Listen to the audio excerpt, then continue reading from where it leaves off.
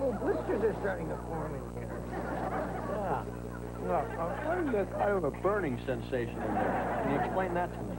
I wouldn't worry about it. Unless it was in your urinary tract. But even then, you get used to it. Well, it's a relief. Feel a lot better now. Nah, I've seen it 100 times. What you got is a plain old, simple, run-of-the-mill sore throat. A sore throat?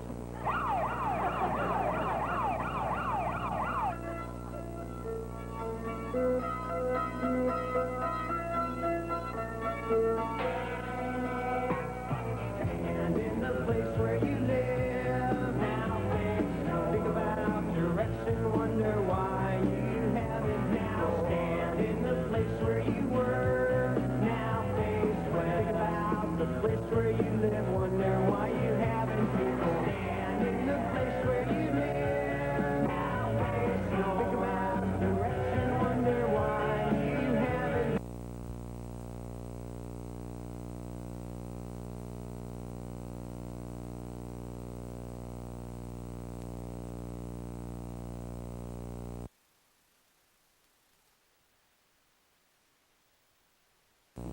We've been through so much together, haven't we? Mumps, measles, my yearly circumcision. By the way, I think I'm about due for that. What seems to be the trouble, Mr. Peterson? Well, Doc, it's my throat today. It kind of feels like there's a litter of kittens in there trying to claw their way out. Can you see in there? Meow, meow, meow. Well, take your shirt off and I'll have a look. Do what? Your shirt, Mr. Peterson. How dare you exploit my pain to get your own private little sex show? Your voice down. Just hop up on the scale, then. Well, please. Hey, wow. Did I win a stuffed animal? You can stand to lose a little weight, Mr. Peterson. Oh, yeah, right. And doctors are all perfect, aren't they? Oh, yeah.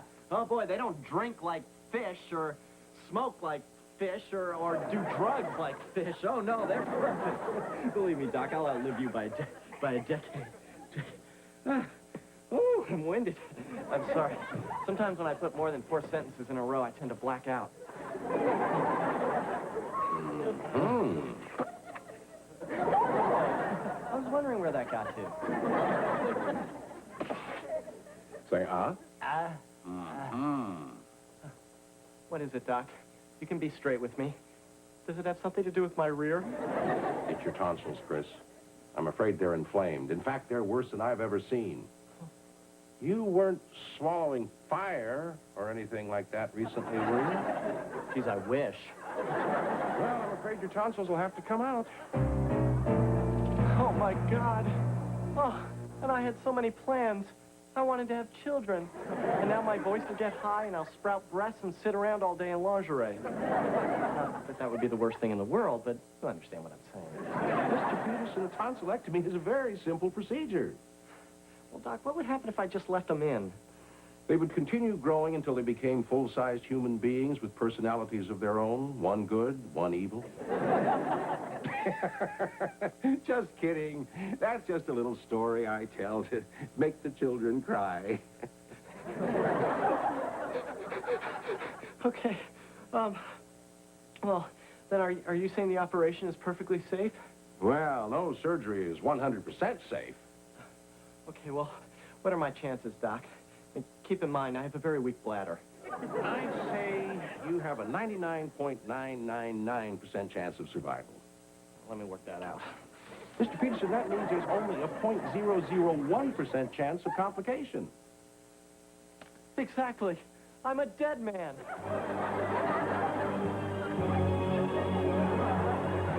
Mr. Peterson, everything's going to be okay. Oh, Doc, I know you have to say that, but I'm already going through the 7 stages of death.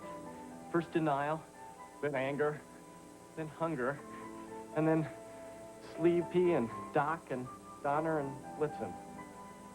Oh, jeez. Oh, I realize now that I'm all alone. I'm doomed.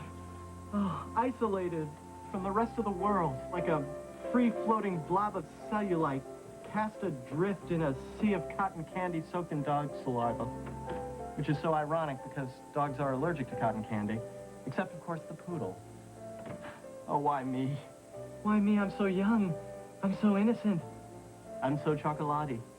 Would you shut the hell up and get out? I have another patient here. I'm sure.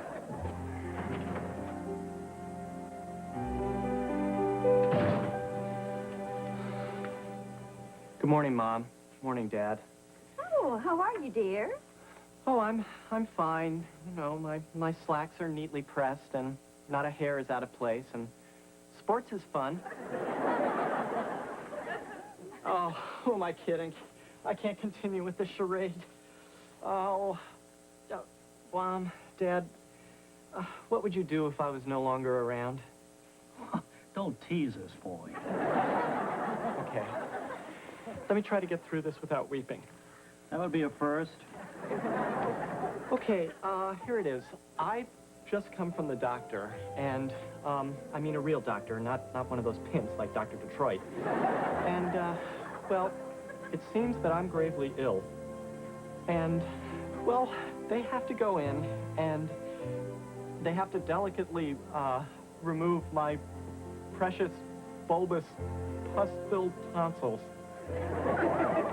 I knew it. He did it to us again, Gladys. Chris, why must you always jerk us around? Having your tonsils out is not a big deal.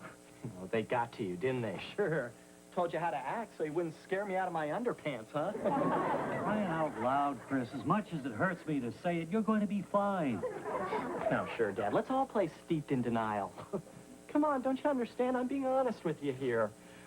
Look, I want you two to do something for me, okay?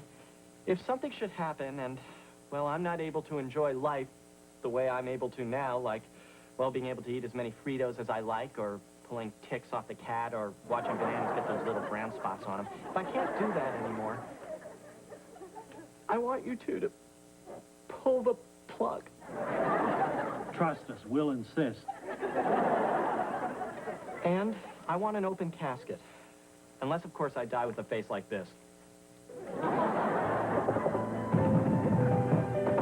right. Oh. Goodbye, Sharon. Goodbye, Chris. Sharon. Ah! Oh! Sharon. Sharon, I've come to make my peace with you. Oh? Oh, good, because this is one of the few times I'm actually prepared for one of your little visits, Chris. Oh, Sharon, listen, I'm gonna die of a terrible, terrible disease. Really? Mm-hmm. Tell me more. Well, I have to undergo a very dangerous and unspeakable surgery. Oh, Chris, you do this to me every year, and then at the last minute you decide not to get the liposuction. Oh, how can I prove to you that my days are numbered here? Oh, I have an idea. Sharon, if I wasn't really gonna die, would I give you this? It's my precious necklace of cow teeth. Oh. See how the tartar glistens in the light? My only regret is that much of its original delicate scent is now faded. Well, that's yours. Enjoy. You know, Chris, as stupid and disgusting as this gesture is, it does prove you're not kidding. Oh, how I wish I was, sweet Sharon. No, I'm not.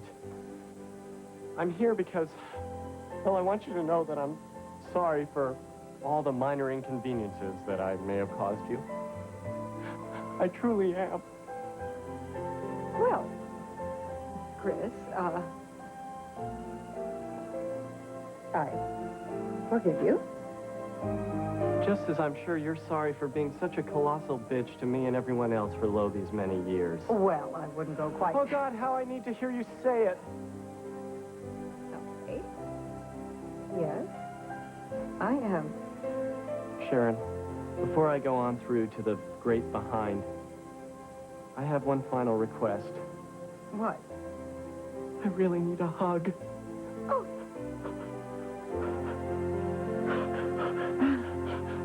Oh. Chris, what kind of operation are you having? Oh, it's very rare. It's very dangerous. They call it it's a tonsillectomy. That's it. Oh!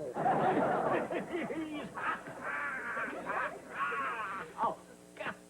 Our beautiful moment together was spoiled by a random muscle spasm. What a pity. Chris, unfortunately, you can't die from a tonsillectomy. Jeez, that damn doctor's gotten to everybody. Oh, your mother was just consoling me, dear, before